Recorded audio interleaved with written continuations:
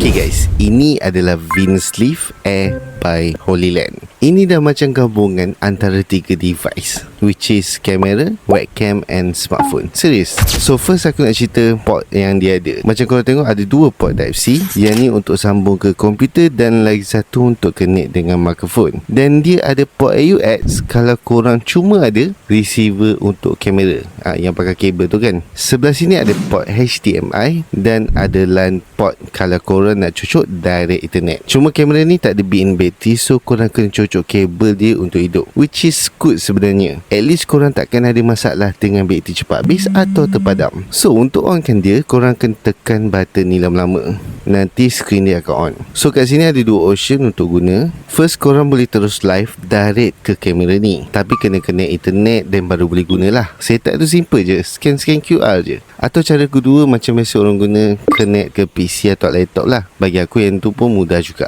And korang boleh connect dengan smartphone juga. Macam aku pakai iPad aku lah. Lagi puas aku nak tengok. So kat sini korang boleh setting juga exposure dia, white balance dan sebagainya. Even korang nak zoom pun boleh juga. And dia boleh zoom sampai 4 kali zoom lah, atau 4 time zoom. Oh, selain live atau streaming, korang boleh juga record video macam biasa. Cuma korang perlukan memory card yang similar pakai kat kamera. Besar ni lah. Masukkan belah sini dan press je button ni untuk terus record. And boleh juga tekan dekat screen. So ini hasil video dari Venus Leaf Air 4K 30fps. Aku tak ada adjust apa-apa pun. Inilah kualiti dia. Memang mantap kan. Even aku test di tempat yang gelap pun, dia punya noise tu tak ada tau. Sebab dekat Venus Leaf Air ni, dia pakai 50 megapiksel tau. Lepas tu lens ni adalah 7mm f1.05. Ni autofocus je, kita test. Bagi aku laju jugalah.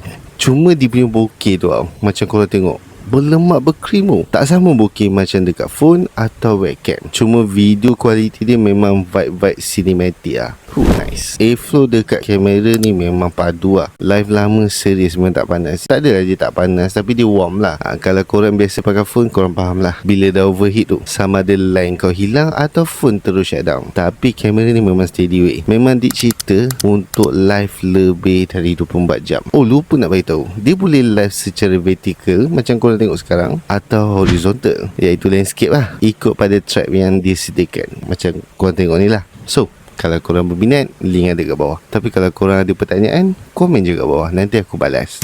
Bye.